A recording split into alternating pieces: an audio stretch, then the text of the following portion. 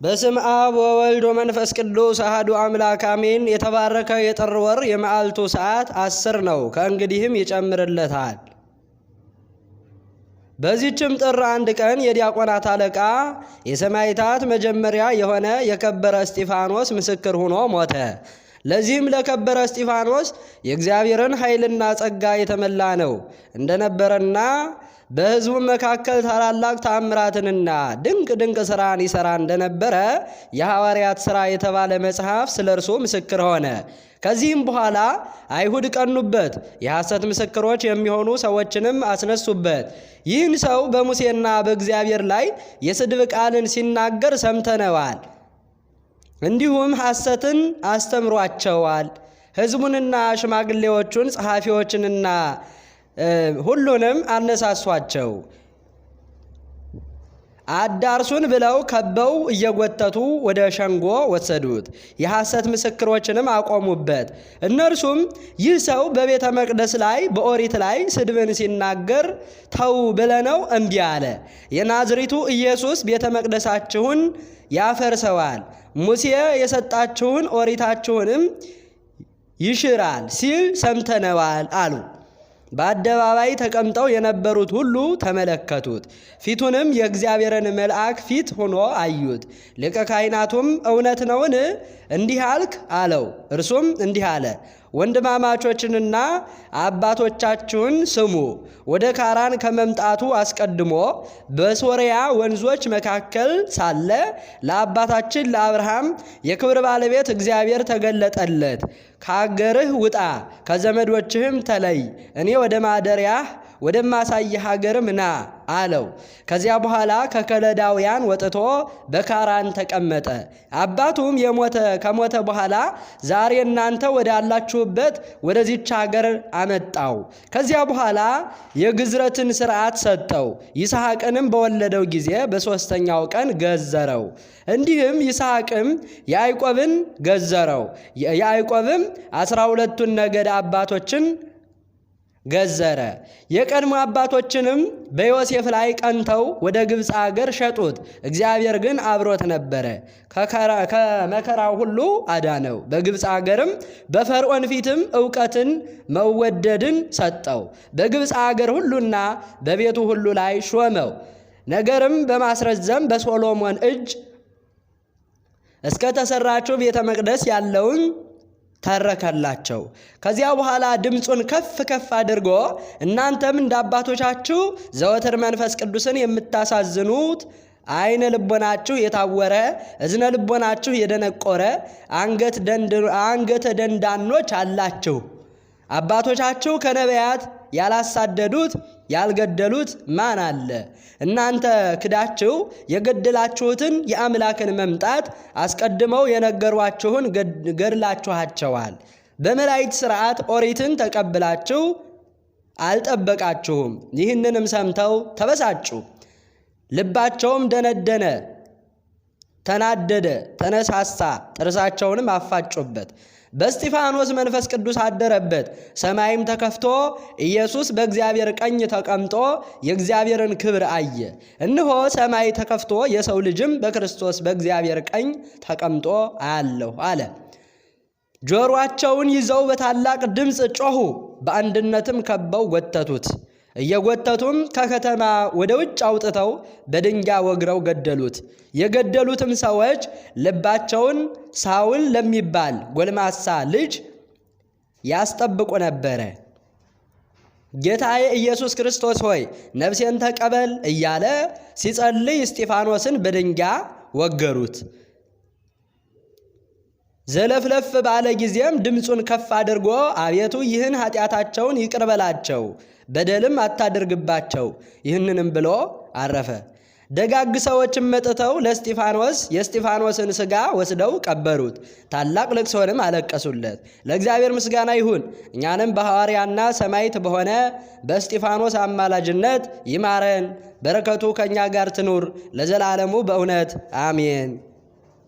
በዚህችም ዕለት በከሃዲው መክስሚያኖስ ዘመነ መንግሥት ከሶርያ አገር የከበረ ለውንድዮስ በሰማዕትነት ሞተ። የዚህንም ቅዱስ ዜና እግዚአብሔርን የሚያመልክ ተጋዳይ እንደሆነ ንጉሥ መክስሚያኖስ በሰማ ጊዜ ልኮ ወደ እርሱ አስመጣው። ሃይማኖቱንም ትቶ አማልክቶቹን ያመልክለት ዘንድ ብዙ ገንዘብ አቀረበለትና ይሸነግለው ጀመረ። የከበረ ለውንድዮስ ግን ዘበተበት። ስጦታውንም በማቃለል ክብሩን አጎሳቆለ። የረከሱ አማልክቶችንም ረገመ። ያን ጊዜ እጅግ ተቆጥቶ በመንኮራኩር ውስጥ ሰቀለው። ጽኑ የሆነ ስቃይን እንዲያሰቃዩትም አዘዘ። ንጉሥ እንዳዘዘ አደረጉበት። የክብር ባለቤት ጌታችን ግን ያለ ጥፋት በጤና አወጣው።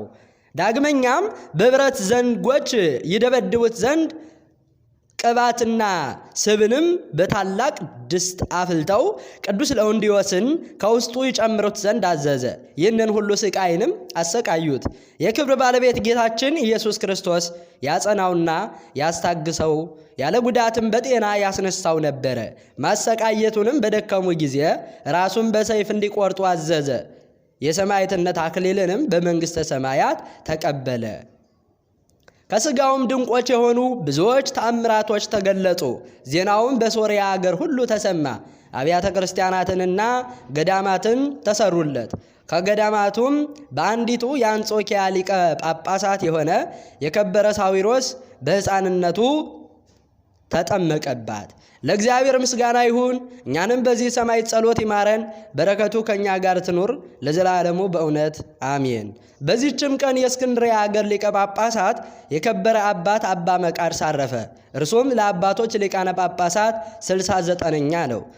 ከእርሱ በፊት የነበረ አባ ሚካኤልም ባረፈ ጊዜ ኤጲስቆጶሳትና ሊቃውንቱ ከግብፅም ታላላቆች ሁሉም ወደ አስቄጥስ ገዳም መጥተው ለዚህች ለከበረች ሹመት ስለሚገባ ከዋሻ ውስጥ ከሚኖሩ ደጋጎች ገዳማውያን ሲያጠያይቁና ሲመረምሩ ኖሩ። ከዚህ በኋላ አንድ ጻድቅ ሰው ስለዚህ አባት ነገራቸው። እንዲህ አላቸው፣ በአባ መቃርስ ገዳም የሚኖር ቀሲስ አባ መቃርስ እርሱ ለዚህች ሹመት ይገባል። በዚያንም ጊዜ ፈልገው ያዙት። እርሱም እኔ ለዚህች ሥራ የማልጠቅም በደለኛ ነኝ እያለ ሲጮህ ያለ ፈቃዱ አስረው ወሰዱት። ሊቀ ጵጵስና ሾሙት እንጂ እርሱ የሚላቸውን ቃሉን አልሰሙትም። ከዚያ በኋላ የሊቀ ጵጵስናውን ሥራ መስራት ጀመረ። በግብፅ አገርም በሁሉ ቦታ ኤጲስቆጶሳትን፣ ካህናትን ሾመ። ብዙዎች አብያተ ክርስቲያናትንም አደሰ። ጊዜውም ያለ ሐዘን የጤንነትና የሰላም ጊዜ ነበረ። ሹመቱም 27 ዓመት ከ41 ቀን ኖረ። እግዚአብሔርንም አገልግሎ በሰላም አረፈ። ለእግዚአብሔር ምስጋና ይሁን። እኛንም በዚህ አባት ጸሎት ይማረን፣ በረከቱ ከእኛ ጋር ትኑር ለዘላለሙ በእውነት አሜን። በዚህችም ዕለት የከበሩ አክሚም ሰማዕታት የምስክርነታቸውን ተጋድሎ ፈጸሙ። ዜናቸውም እንዲህ ነው። አክሚም በሚባል አገር ሹም የሆነ አንድ ሰው ነበረ። በወርቅ በብር ባለጸጋ ነው። ስሙም አልሴድማሊዮስ ይባላል። ስማቸው ዲዮስቆሮስና ሰከላቢዮስ የሚባል 2 ልጆችን ወለደ። እነሱም ከመጾምና ከመጸለይ ጋር እግዚአብሔርን በመፍራት አደጉ። አባታቸውም በሞተ ጊዜ ምንኩስናን ተመኙ። የእግዚአብሔር መልአክ ተገልጦላቸው ወደ ገዳማዊ አባ ሙሴ ገዳም እንዲሄዱ አዘዛቸው። ሄደውም በዚያ መነኮሱ። ድንቆች ተአምራቶችንም እያደረጉ በብዙ ተጋድሎ ኖሩ። ከጥቂት ወርሃት በኋላ ዲዮስቆሮስ ቅስና፣ ሰከላቢዮስም ዲቁና ተሾሙ። ዲዮቅልጥያኖስም የክብር ባለቤት ክርስቶስን በካደው ጊዜ ለጣዖታት የማይሰግዱ ክርስቲያኖችን ሁሉ ይገድል ዘንድ የእንዲናው ገዥ አርያኖስን አዘዘው።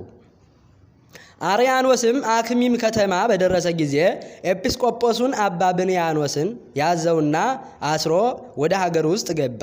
የእግዚአብሔር መልአክ ሚካኤልን ለዲዮስቆሮስና ለሰላቢዮስ ተገለጸላቸው። ወደ መኮንኑም ሂደው የምስክርነት አክሊልን እንዲቀበሉ ነገራቸው። እነርሱም ታኅሳስ 28 ቀን 24 መነኮሳት ሆነው ሄዱ። ወደ አክሚም ከተማም ሲደርሱ በመድኃኒታችን ክርስቶስ ቤተ ክርስቲያን ውስጥ የከበረ የልደትን በዓል ለማክበርና ስለ ከበረ ስሙም ይሞቱ ዘንድ የክርስቲያን ወገኖችን ከሴቶቻቸውና ከልጆቻቸው ጋር ተስማምተው አገኟቸው። ኤጲስቆጶሱ አባ ብኑድያስም ከእርሳቸው ጋር ገባ። በማግስቱም አባ ብኑድያስ ቀደሰ። አጌዎስ ወደሚባለው በደረሰ ጊዜ መላእክት እንዲህ ብለው በታላቅ ድምፅ አመሰገኑ። ቅዱስ ቅዱስ ቅዱስ እግዚአብሔር አሸናፊ ፍጹም፣ የጌትነትም ምስጋና በሰማይና በምድር የመላ ነው። ያን ጊዜ መድኃኒታችንም በመሠዊያው ታቦት ላይ ተቀምጦ መላእክትም በዙሪያው ቆመው ቁርባኑን እያነሳ በካህኑ እጅ ላይ በማድረግ የተሰበሰቡትን ሲያቆርባቸው ቅዱሳኑ አዩት። በዚያንም ጊዜ መኮንኑ አርያኖስ ደረሰ። ተቆጥቶም ወደ ቤተ ክርስቲያን ገብቶ ስማቸው ብህዋትና ውኒን የሚባሉ 2 የሀገር አለቆችን ይዞ ራሶቻቸውን በሰይፍ ቆረጠ። ከእነርሱም በኋላ ዲያቆናትን፣ ንፍቀ ዲያቆናትን፣ መዘምራንን፣ የቤተ ክርስቲያንን ሹማምንት ደማቸው ከቤተ ክርስቲያን ደጃፍ ወጥቶ 20 ክንድ ያህል እስቲጎርፍ ሴቶችንና ልጆቻቸውንም ሳያስቀር አረዳቸው። ከዚህ በኋላ ኤጲስቆጶሱን አባ ብኑድያስን፣ ዲዮስቆሮስን፣ ሰከላብዮስን ከእርሳቸውም ጋር ያሉ መነኮሳትን ከእነርሱ ጋር ወሰዳቸው። ለጣዖትም ይሰግዱ ዘንድ ሸነገላቸው። እምቢ ባሉትም ጊዜ አጥንቶቻቸው እስከሚለያዩ ድረስ ይደበድቧቸው ዘንድ አዘዘ። የእግዚአብሔርን መልአክ ቅዱስ ሚካኤል ተገልጾላቸው አዳናቸው። የአርያኖስም የጭፍሮቹ ታላላቆች ኦሪዮንና ፊሊሞና ከጭፍሮቹም 40 ሰዎች ይህንን ድንቅ ተአምር አይተው በክብር ባለቤት ጌታችን ኢየሱስ ክርስቶስ አመኑ። ወደ እሳት ማንደጃም እንዲጥሏቸው አዘዘ። ተጋድሏቸውንም ታኅሳስ 30 ቀን ፈጸሙ። ከተሰበሰቡትም ውስጥ ብዙዎች የሚያሳድዷቸው ሳይኖር በእውነተኛ አምላክ በክርስቶስ እናምናለን እያሉ ወደ እሳቱ ማንደጃ ራሳቸውን ወረወሩ። ምስክርነታቸውንም እንዲሁ ፈጸሙ። ከዚህ በኋላ ጥር 1 ቀን ዲዮስቆሮስና ሰከላብዮስ ታስረው ሳሉ የመላእክት አለቃ ቅዱስ ሚካኤል ተገለጸላቸውና ምስክርነታቸውን እንዲፈጽሙ አበረታቸው። በነጋም ጊዜ ለአማልክት ስለ መስገድ አርያኖስ ተናገራቸው። አይሆንም ባሉትም ጊዜ የዲዮስቆሮስን ዓይኖቹን ያወልቁ ዘንድ አዘዘ። ቅዱሱም የወለቁ ዓይኖቹን አንስቶ ወደ ቦታው መለሳቸው። መኮንኑ ልክዮስም አይቶ ከሰራዊቱ ጋር በጌታችን ኢየሱስ ክርስቶስ አመነ። ወደ እሳትም ወረወሯቸው። ምስክርነታቸውንም ፈጸሙ። ከዚያ በኋላ የከበሩ ሰማዕታትን ይገድሏቸው ዘንድ አርያኖስ አዘዘ። ሲጸልዩም የክብር ባለቤት ጌታችን ኢየሱስ ክርስቶስ ተገለጠላቸው። ስማቸውን ለሚጠራ መታሰቢያቸውን ለሚያደርግ ገድላቸውን ለሚጽፍ ከቅዱሳን አንድነት ቁጥራቸው ዘንድ ቃል ኪዳን ሰጣቸው። ከዚያ በኋላ ወታደሩ ቀርቦ የቅዱስ ዲዮስቆሮስን ራስ ቆረጠ። ሰከላብዮስንም ከወገቡ በላይ ቆረጡት። 24ቱን መነኮሳትም በቁመታቸው ሰነጠቋቸው። በዚህም በጥር 1 ቀን ሁሉም ተቆረጡ። ከዘመዶቻቸው የሆነ ሳሙኤልም በአብ በወልድ በመንፈስ ቅዱስ ስም በከበረች ቤተ ክርስቲያን ውስጥ ቀበራቸው። በሀገር አክሚም የተገደሉ ሰማዕታትም ቁጥራቸው 8140 ሆነ። ለእግዚአብሔር ምስጋና ይሁን። እኛንም በሁሉም ቅዱሳን ሰማዕታት ጸሎት ይማረን፣ በረከታቸውም ከኛ ጋር ትኑር ለዘላለሙ በእውነት አሜን። በዚህችም ቀን ዳግመኛ በሰማዕትነት የተገደሉ አሉ። እሊህም ዛሬና ትላንት የተገደሉት ሌላ ዲዮስቆሮስ የገደላቸው ቁጥራቸው ካህናት 800፣ ዲያቆናት 160፣ መምህራን 53፣ የቤተ ክርስቲያን ሹማምንት 80፣ መሳፍንት 32፣ ንፍቀ ዲያቆናት 150፣ ሕዝባውያን 8400 ነው። ለእግዚአብሔር ምስጋና ይሁን፣ በረከታቸው ከኛ ጋር ትኑር ለዘላለሙ በእውነት አሜን። ጥር 1 ቀን የሚከበሩ ዓመታዊ የቅዱሳን በዓላት ቅዱስ እስጢፋኖስ ቀዳሜ ሰማዕት ሊቀ ዲያቆናት፣ ቅዱሳን ሰማዕታት አክሚም፣ ቅዱሳን ዲዮስቆሮስ ወሰከላብዮስ፣ ቅዱስ ለውንዲዮስ ሰማዕት፣ አባ መቃርስ ሊቀ ጳጳሳት። ወርሃዊ በዓላት ልደታ ለማርያም ድንግል እግዝእትነ፣ ቅዱሳን ኢያቄም ወሐና፣ ቅዱስ በርቶሎሜዎስ ሐዋርያ፣ ቅዱስ ሚልኪ ትሩፈ ምግባር፣ ቅዱስ ራጉኤል ሊቀ መላእክት። እስጢፋኖስም ጸጋንና ኃይልን ተመልቶ በሕዝቡ መካከል ጽድቅንና ታላቅ ምልክትን ያደርግ ነበረ። አንዳንዶቹ ተነስተው እስጢፋኖስን ይከራከሩት ነበረ። ይናገርበት የነበረውንም ጥበብና መንፈስ ይቃወሙ ዘንድ አልቻሉም። በዚያን ጊዜ በሙሴ ላይ በእግዚአብሔር ላይ የስድብን ነገር ሲናገር ሰምተነዋል የሚሉ ሰዎችን አስነሱ።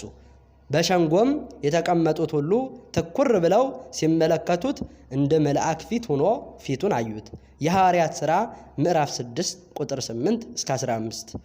ዘአቅረብኩ ማሕሌተ አዘኪሬ አእላፈ እምዕለተ ጸምዱከ ዘልፈ ለእለ ያነብብ ተወከፍ ዘንዴቴ መጽሐፈ እንተረሳይ ከግዚኦ ጸሪቀ መበለት ወኩፈ እምእለ አብኡ ብኡላን ዘተርፈ ነቢያት፣ ቅዱሳን፣ ሰባኪያን፣ ሰማዕታት፣ ጻድቃን ወመላእክት ትጉሃን ደናግል አዲዮ መነኮሳት ሄራን ባርኮ ባርኮ ጉባኤ ዛቲ መካን እስከ አረጋዊ ሊቅ ወንዑስ ሕፃን ለዘ ጻፎ በክርታስ ወለዘ አጻፎን ዘይደርስ ለዘ አንበቦ ወለዘ ተርጎሞ በልሳን ሐዲስ ወለዘ ሰምዐ ቃሎ በእዝነ መንፈስ በጸሎተሙ ማርያም አራቂተ ኩሉም ባይስ ህቡረ ይመሐረነ ኢየሱስ ክርስቶስ አሜን። ይማረን።